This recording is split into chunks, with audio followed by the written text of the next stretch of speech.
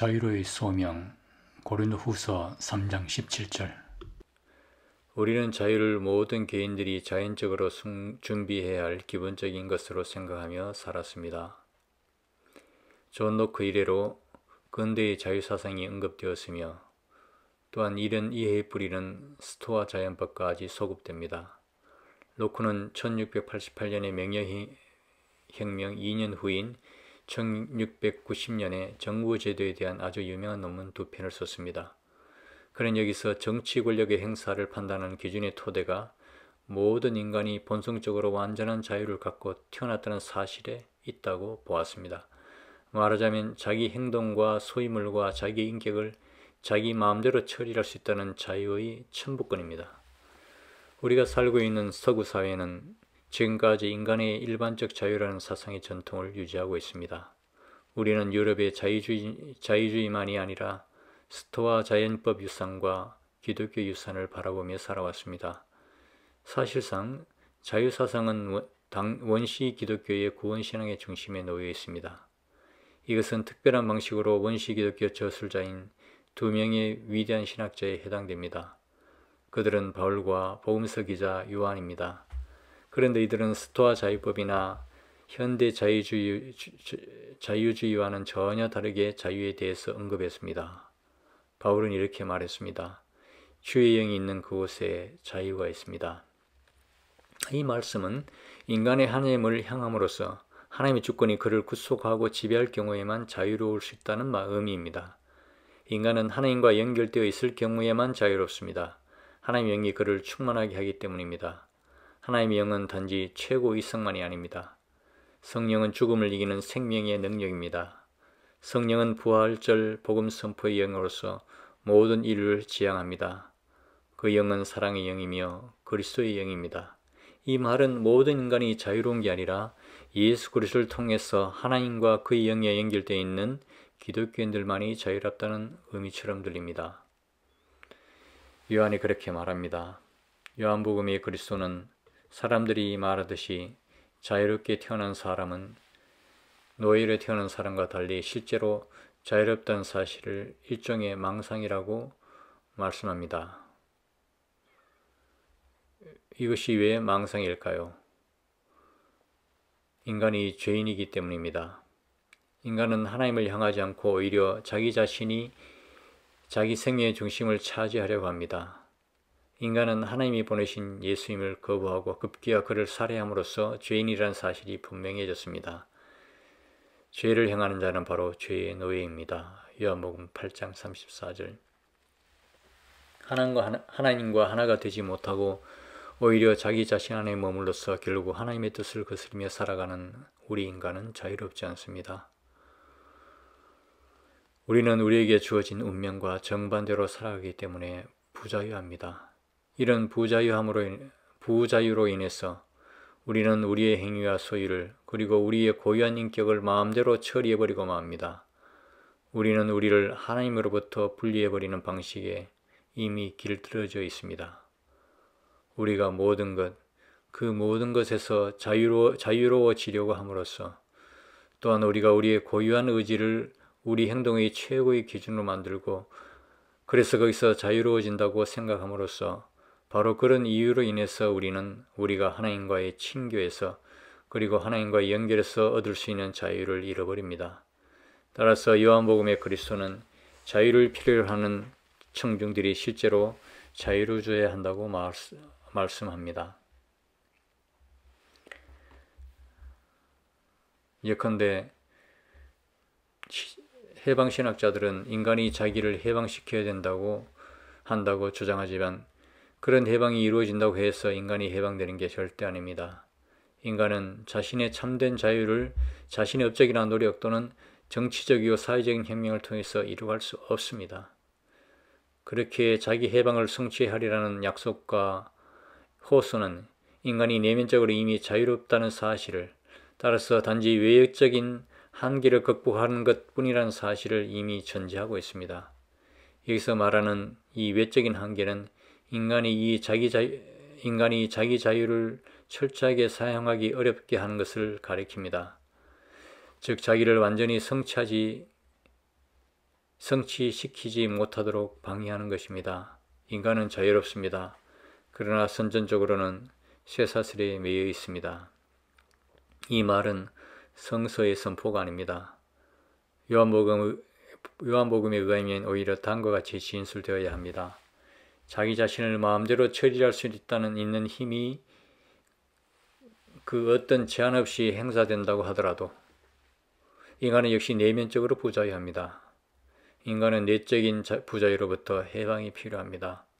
이 자유롭지 못함은 하나님과의 분리에 근거하고 있으며 완전한 자유를 스스로 성취할 수 있다는 망상과 아주 손쉽게 연결되어 있습니다. 이런 내적인 부자유로부터의 해방은 요한복음의 그리스도가 다음과 같이 말씀하신 것을 의미합니다. 아들이 당신들을 자유롭게 하면 당신들은 정말로 자유로워질 것입니다. 요한복음 8장 36절. 그런 점에서 바울과 요한은 완전히 일치하고 있습니다.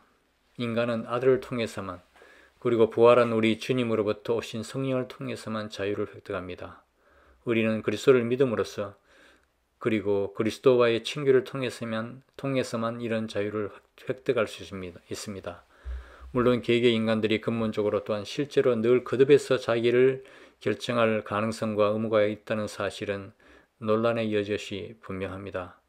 그러나 기독교의 복음 사신이 의미하는 바에 의하면 이로 인해서 곧 인간의 고유하고 참된 자유가 달성되는 것은 아직 아닙니다. 사람들은 이렇게 말할 수 있을 겁니다.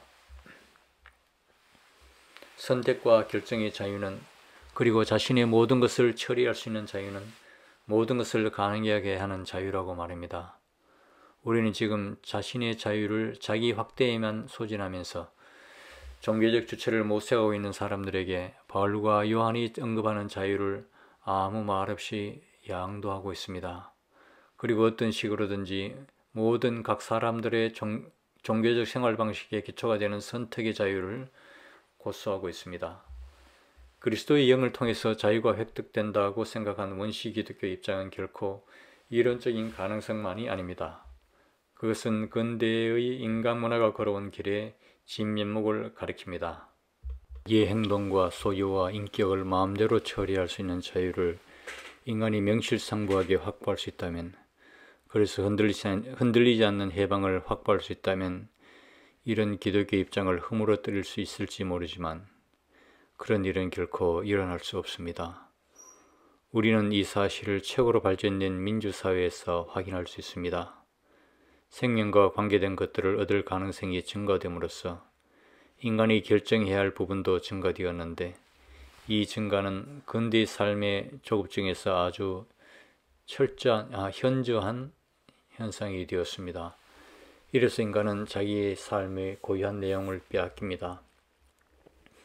이 문제는 대개 인간들이 생명을 잃을 수 있는 가능성을 포착하기 위한 수단을, 또한 그 생명을 한 측면만이 아니라 모든 측면으로 전개시키기 위한 적절한 수단을 소유하고 있지 못하다는 사실에만 연관된 건 아닙니다.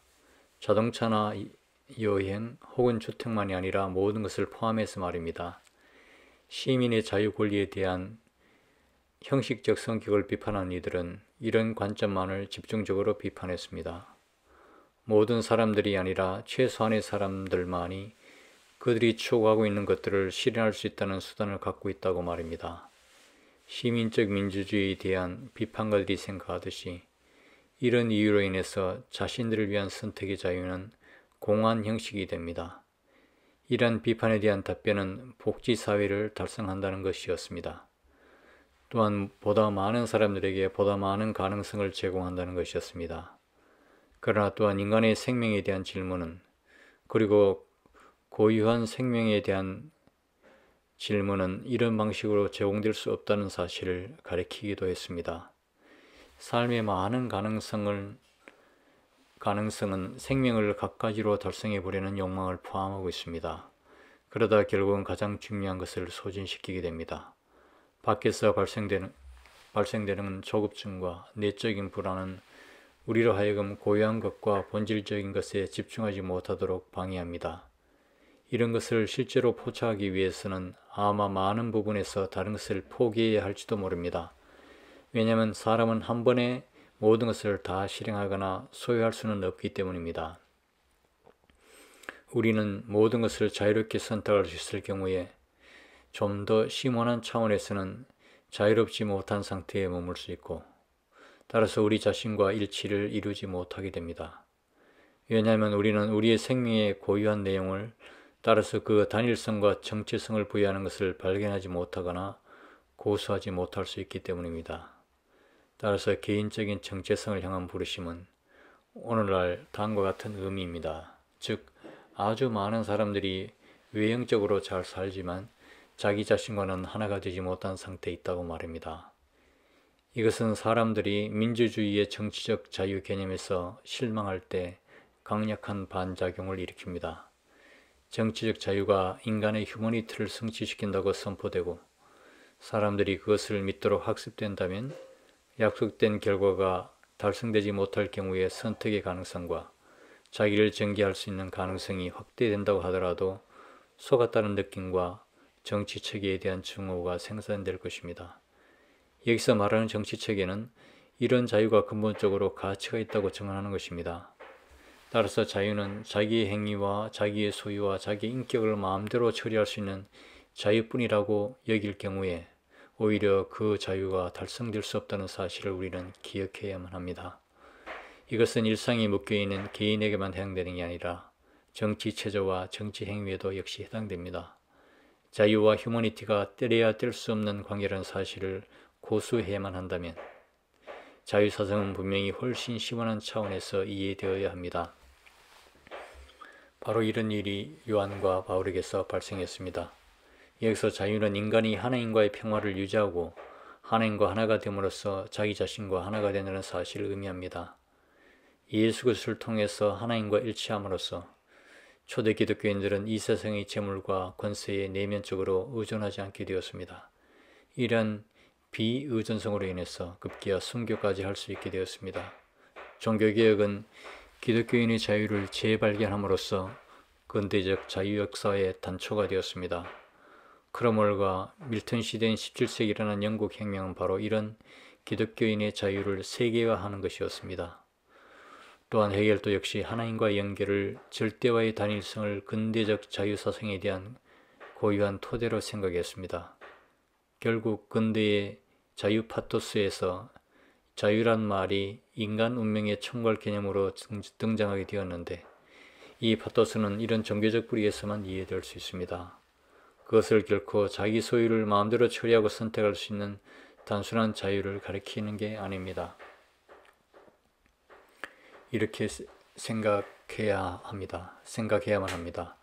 정치가 기독교적인 책임감에서 형성되고 추구되는 곳에서는 자유의 심한한 의미가 하나님의 영을 통해서 이루어진 하나님과의 친교에 토대하고 있는 인간의 자기 정체성으로 자리를 잡게 되며 또한 정치적 논의와 실천으로 작용하게 된다고 말입니다. 아니면 최소한 이를 통해서 망상과 실망을 제어할 수 있습니다. 이런 망상과 실망은 자기 처리 능력과 자기 실현이라는 의미에서 자유 권리에 대한 과도한 기대와 연결되어 있는 것입니다. 자유를 단지 소비하는 자유로 평가절하하는 일은 피해야 합니다. 자유가 우선적으로 성수의 하나님과 그리고 그리스도의 영리의 활동과 진지하게 연결되지 않는다면 그리스도는 신약 성서의 자유 이해하는 정반대의 자리로 떨어져 버리게 됩니다. 그런데 참된 자유와 그리스도의 영의 연결이 정치적 행위 공헌까지 진지하게 수용된다고 기대할 수 있을까요? 바울과 요한에 의하면 그리스도만이 자유에 참 관여된다고 했습니다. 우리의 독일 사회에서 인간 간의 정치적 동맹은 기독교인들로만 구성되어 있지 않습니다. 분명히 자유가 정치적 자유와 실천의 중거라고 한다면 여기서 자유는 보다 일반적으로 이해되어야만 할까요? 하나님으로부터의 자유는 기독교만의 자유가 아닙니다. 그것은 모든 인간에게 해당되는 자유입니다. 바울이 말하는 것처럼 그리스도 안에 새로운 인간이 새로운 아담이 발생합니다. 이러한 상에 따라서 우리 모두는 새롭게 지음을 받은 게 틀림없습니다. 로마서 이르기를 모든 피조물은 무상성의 멍에로부터 하나님 자녀의 자유로 해방되기를 기다렸습니다. 이 하나님의 자녀들은 하나님의 주권이란 불빛에서 자유를 얻습니다. 로마서 8장 21절. 기독교인의 자유는 그들에게만 해당되는 특수한 그 무엇이 아닙니다. 그 자유의 우주의 운명이, 특히 전 인류의 운명이 달려 있습니다. 물론 하나님과 일치라는 이러한 운명을 억지로 강요받을 수 있는 사람은 하나도 없습니다. 더욱이 인간의 역사는 인간으로 하여금 자신의 실제적이거나 참되는 것처럼 생각되는 구원을 성취해 나가도록 강제한 시도입니다. 그러나 인간의 실제적인 구원이 하나님과의 참된 연결이 그런 것으로 촉진되는 게 틀림없다는 주장은 공허합니다. 기독교 교회는 기독교 역사에서 인간을 강제로 구원받게 하는 잘못을 저지른 적이 있습니다. 물론 신앙의 강요는 자유와 일치될 수 없습니다. 인간을 자유롭게 하는 구원은 자유 안에서만 획득될 수 있기 때문에 하나님은 인간을 강요하지 않고 오히려 사람들의 증오를 십자가에 이르기까지 받아들였습니다. 하나님 아들의 십자가는 하나님이 인간의 자유에 대해서 얼마나 진지한가에 대한 징표입니다. 하나님 아들의 십자가는 분명히 예수 그리스도가 인간에게 하나님을 향해서 돌아서라는 부르심을 방기하지 않았던 사실에 의한 결과입니다. 오늘의 기독교인도 이 시대를 향해서 이 부르심을 방기하면 안 됩니다. 그가 정치인일 때든지 그리고 정치를 기독교적 책임감에서 수행할 때이든지 상관없이 언제나 이런 부르심을 제시해야만 합니다. 인간은 오직 하나님과의 일치에서만 획득될 수 있는 참된 자유를 모색해야 하는데 이것은 인간이 더불어 살아가는 형식에 대한 정치적 결단을 통해서 끝나버리는 게 아니라 개방되어 있어야만 합니다. 여기에 바로 기독교가 바라보는 인간 존엄의 근본 가치에 대한 의미가 있습니다. 이런 기독교적 의미는 우리 헌법을 최고의 기준으로 상승시키는데 이는 정당합니다. 국가나 정치적 행위에 앞서 인간의 존엄성의 신성불가침은 인간이 하나님의 궁극적 법정에 속해 있으며 따라서 정치적 법정의 전체 압박으로부터 벗어나 있다는 사실의 다른 측면입니다. 이런 점에서 이미 도덕적 금지에 대한 구약의 하나님 법은 인간의 생명을 신성불가침으로 설명했습니다. 왜냐하면 인간은 하나님의 형상으로 지음을 받았고 또한 하나님에게 속했기 때문입니다. 창세기 9장 6절. 오늘에 이르기까지 상존하는 인간의 존엄성의 신성불가침에 대해 우리가 확신하는 뿌리가 바로 여기에 놓여 있습니다. 그것은 곧 인간의 인격적 존엄성입니다. 인간을 인격적인 존재로 이해하는 것은 인간을 인격적인 존재로 이해하는 우리의 생각은 인간의 신성불가침에 대한 이런 사상과 아주 밀접하게 연결되어 있습니다. 인간의 신성불가침을 하나님의 뜻 안에서 해석하고 있는 이 계명에는 바로 인간이 자유로워져야 한다는 사실에 대한 기독교적 뿌리가 담겨져 있습니다. 인간에게 주어진 자유에 대한 권리는 근대의 인권 전통을 확고히 했습니다. 사상의 자유, 집회와 결사의 자유는 우리를 인간으로 규정해주는 자유체제의 고유한 내용을 충분하게 달성하지 못합니다. 그러나 그런 자유들은 여기서 없어서는 안 될 조건들입니다. 왜냐하면 이런 자유들은 인간의 고유한 운명의 공간을 확보해 주기 때문입니다. 따라서 이런 자유는 주로 소극적이고 방어적인 의미를 갖고 있습니다. 자유에 대한 민주주의 법이 근본적인 의미를 확보하려면 그런 자유에 토대하고 있는 인간 운명에 대한 적극적인 지평이 구체적으로 거론되어야 합니다. 이 지평이 법조문의 대상이 되지 못한 경우에 지평은 우리 헌법의 기본권으로 해석할 수 있는 토대로 작동하지 못합니다. 이 헌법의 기독교적 배경이 우리 사회의 공적의식에서 퇴색되지 않아야 할 경우라 하더라도 역시 마찬가지입니다. 이 문제는 특히 가정과 교육 정치에서 논란이 되는 질문에 이르기까지 효력을 미칩니다. 당연히 국가와 종교의 관계에 대한 기본적인 질문도 여기에 해당됩니다. 국가가 개인의 종교 자유를 보장한다는 것은 국가의 종교적 중립성과 혼동될 수 없습니다. 오히려 반대로 종교 자유의 보장은 일종의 종교적 전제를 토대로 하고 있습니다. 즉 인간이 국가에 속한 게 아니라 하나님에게 속했다는 사실에 근거하고 있는 인간 존엄의 신성 불가침 사상에 토대하고 있습니다. 이것은 기독교와 자연법, 기독교적 자유이해와 스토아적 혹은 자유주의자들의 자유이해를 연결시켜주는 접점입니다. 그러나 이런 연결은 인권의 양식이 전적으로 다른 의미를 충분하게 확보하지 못했거나 혹은 의무적인 인간 형성의 내용을 상실한 게 틀림없는 경우에 해석을 필요로 합니다. 오늘 우리가 읽은 말씀은 유대인들이 예배 시에 낭독되는 모세의 율법과 연관됩니다. 이 말씀은 인권에 대한 우리 사회의 태도에서도 유효합니다. 우리 헌법의 인권을 해석하고 있는 판사와 정치가들의 용모는 모세가 그렸던 것처럼 어떤 덮개로 가려져 있습니다. 모세 얼굴이 덮개로 가려짐으로써 백성들은 법의 고유한 근거이며 보증인 하나님을 볼 수 없었습니다. 그러나 바울이 하나님과 모세의 만남에 관한 이야기인 출애굽기에서 인용하고 있듯이 그의 얼굴에서 덮개가 벗겨지게 될 것입니다. 우리가 하나님을 향해서 돌아서게 되면 덮개는 우리의 마음에서 벗겨지게 될 것입니다. 바로 우리 자유에 대한 고유한 근거와 의미를 덮고 있던 그것이 말입니다. 즉 주님의 영이 있는 곳, 바로 그곳에 자유가 있습니다. 1979년 10월 14일 바이커하임.